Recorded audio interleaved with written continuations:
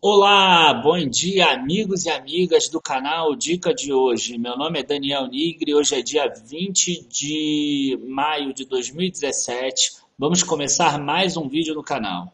Hoje eu vou tentar responder todas as dúvidas que surgiram aí nesse período, nesses últimos 2 dias, sobre como vai ficar agora a questão dos investimentos no Brasil. Eu acho que é o assunto mais relevante e tem muito a ver com a parte econômica, que tem a ver com os vídeos de sábado, tá?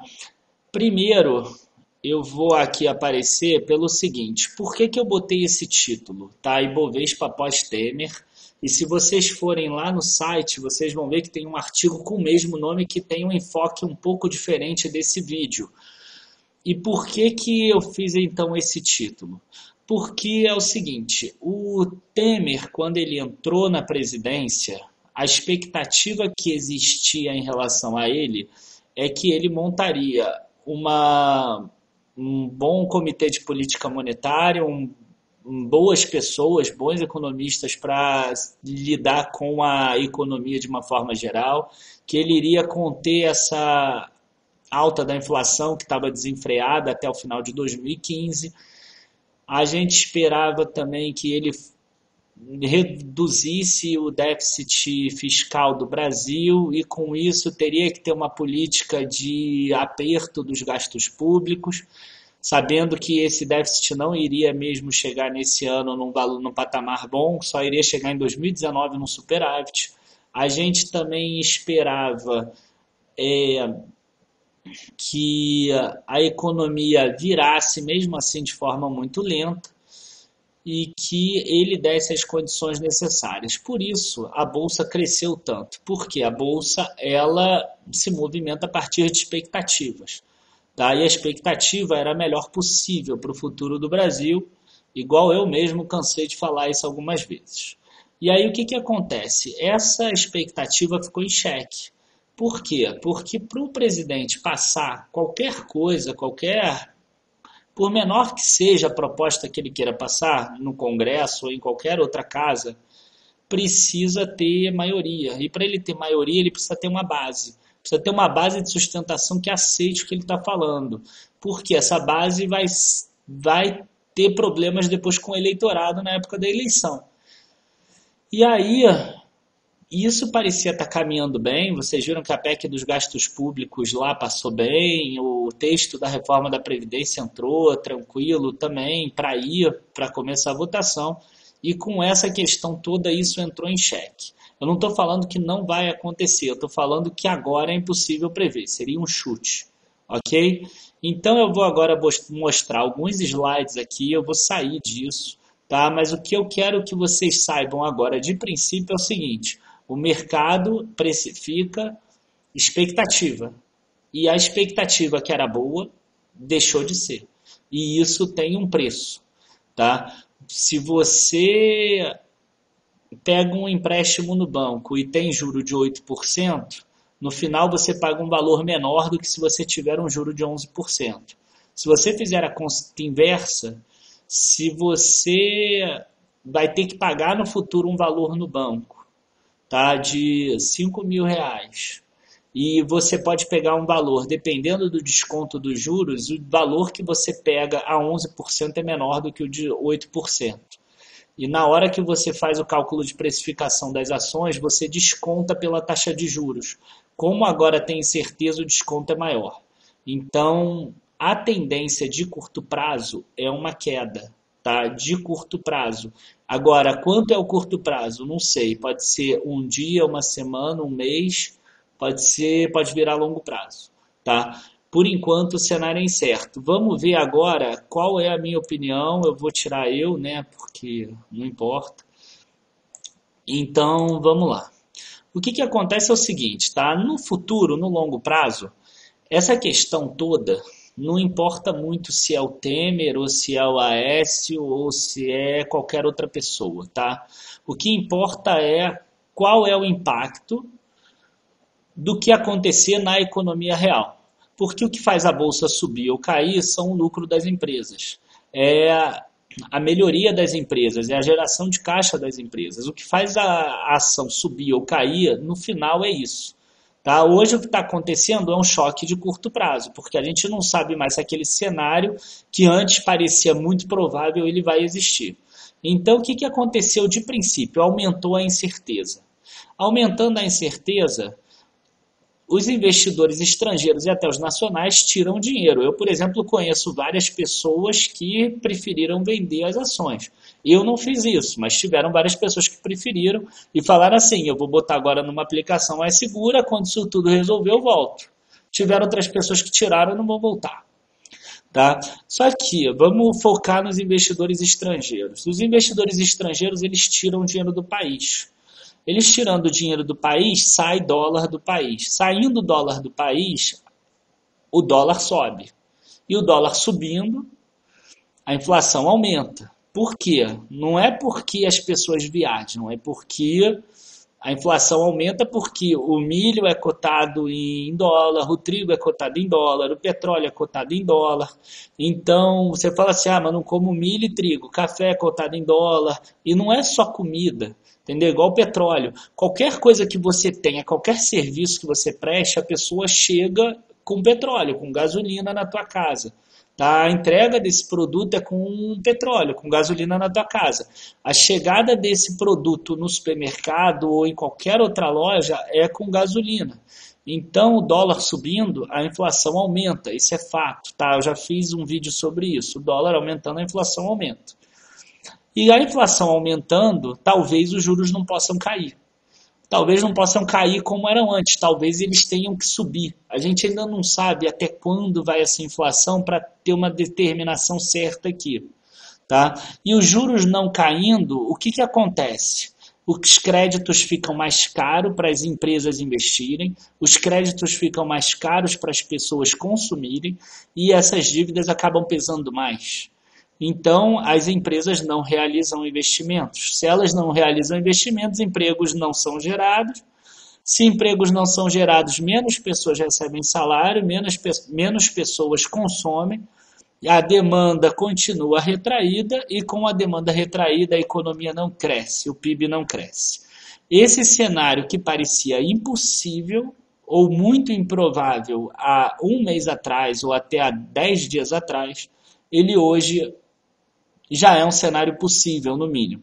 É um cenário até real. Eu não sei se é o mais possível, mas ele é um cenário real. Tá?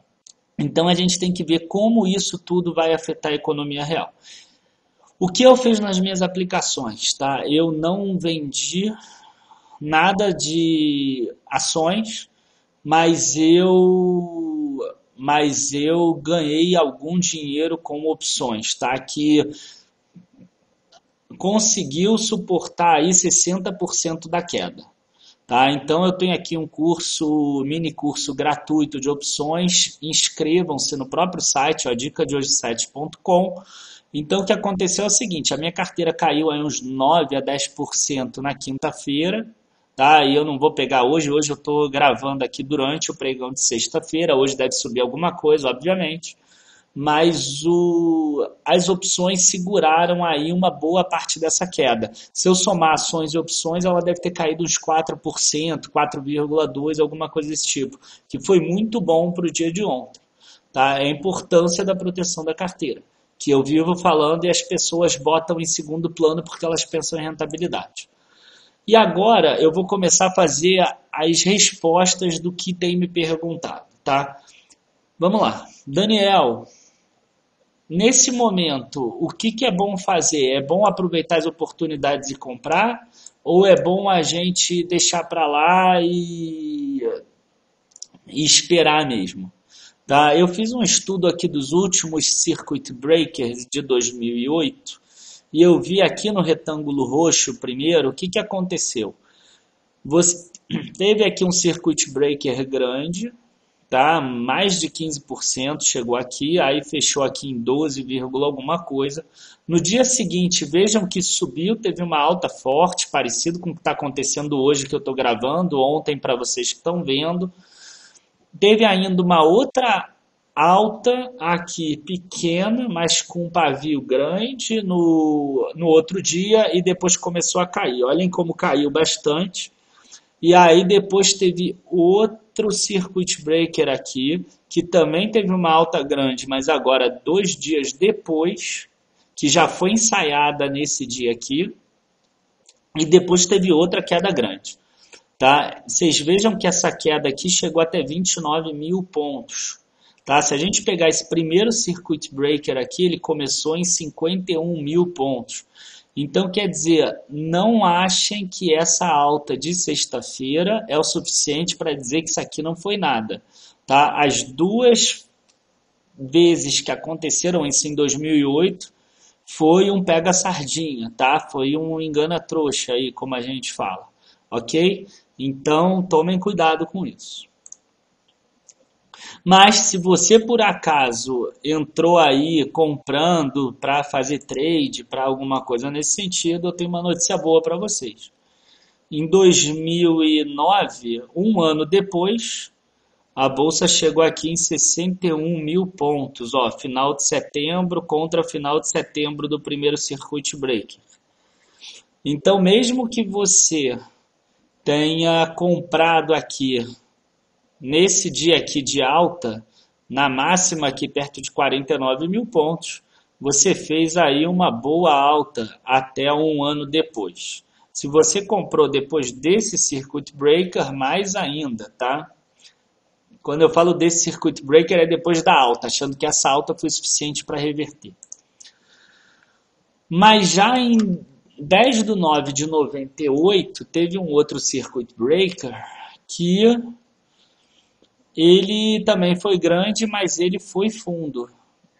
Olha, depois a Bovespa só subiu depois dessa alta. Mas eu diferencio aquele desse porque aqui já tinha tido uma baixa de 57,32% no valor do índice. Então eu considero um pouco diferente. Dessa vez o índice estava mais perto lá da máxima dele do que como estava aqui nesse dia. Tá? Então eu acho que ele se assemelha mais a esse aqui. Aqui tinha caído em torno de 30% o índice, alguma coisa nesse tipo. Tá? E eu, por enquanto, não estou comprando nada. Eu estou liquidando as opções.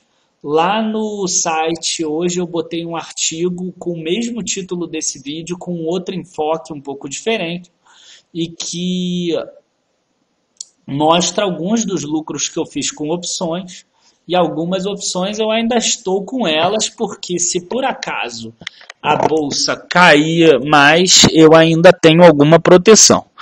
Ok? E é o cenário que eu acho possível aí no curto prazo, que deva cair um pouco mais. Tá? Aqui eu estou explicando aquilo que eu mostrei no início, que o Temer entrou com o objetivo de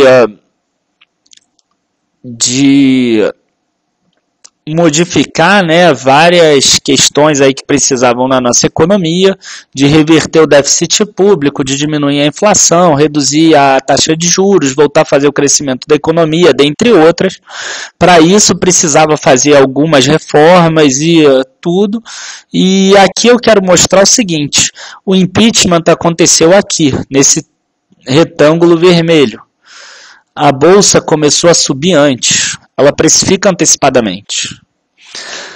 O início da queda de juros foi aqui, o mercado precifica antes, e a PEC dos gastos públicos também.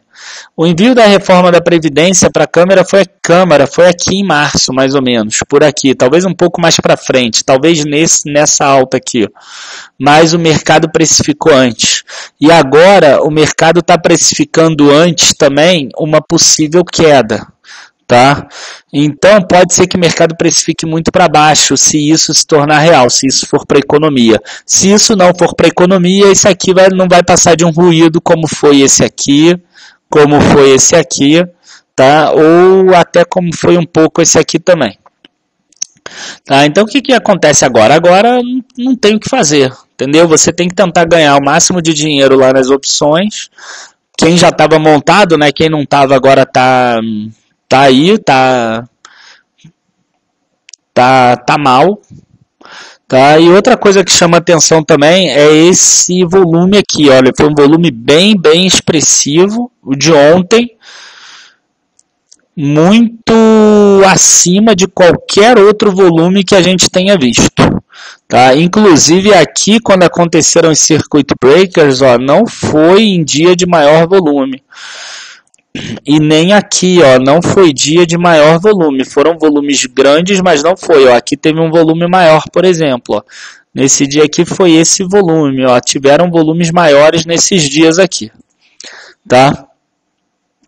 E em relação ao Tesouro Direto, também, que é outra dúvida muito frequente que tem me perguntado, como é que fica a estratégia? Bom, como vocês podem ver, agora não tem mais aquele cenário montado que a taxa de juros vai cair para 8%. Esse cenário pode voltar se, por exemplo, o Temer ganhar força de novo, ou se o Temer sair, o próximo presidente mostrar que ele está disposto a seguir a linha política. A notícia boa é que não é uma crise estrutural, não é o sistema financeiro brasileiro que está ruim, não é o Brasil que vai dar calote, não é nada estrutural, é apenas um nome. Se um próximo nome entrar e resolver essa agenda, fazer essa agenda toda, não vai ter problema nenhum. A estratégia vai continuar, talvez ela vai demorar um pouco mais, porque vai ter que passar por esse período de incerteza. E se a gente pensar dessa forma, seria uma oportunidade de comprar mais. Agora, se esse cenário se alongar, se arrastar muito, e a bolsa realmente vier a cair e tiver mais áudios, mais delações e mais toda essa questão, a bolsa pode chegar a cair muito e o dólar subir, com isso aumentar a inflação, aquele quadro que eu mostrei no início do vídeo. Se vocês não entenderam, volta lá e vejam de novo. E aí essas taxas do Tesouro que hoje parecem ser super atrativas aqui, ó, de 6%, 6,1%, 6,16%, para fazer trade, elas podem não ser daqui a um tempo, tá? Daqui a um mês. Então, a minha sugestão também é, se você quiser ganhar na baixa do Tesouro, não faz nada agora. É incerto o período, tá? Só para ter uma ideia, ó, final do mês passado estava nisso, final desse mês está nisso. Vocês vejam que a pessoa que tinha lá, montou aquela estratégia nesse dia lá que eu falei do 2045, que estava R$ 685, um título hoje está 587. A pessoa que comprou aqui 68 mil, ela perdeu 10 mil. Se ela comprou há 3 dias atrás, no 74 mil, ela perdeu 16 mil. É uma estratégia de risco. Tá? Ela podia dar um retorno, mas agora ela rateou. Tá? Se acontecer aquela questão que eu mostrei antes, é uma oportunidade. Se não acontecer, não é. Como eu não sei ainda o que vai acontecer, ou não está claro um cenário, já que a gente nunca sabe o que vai acontecer, eu prefiro não fazer nada. Eu prefiro deixar quieto.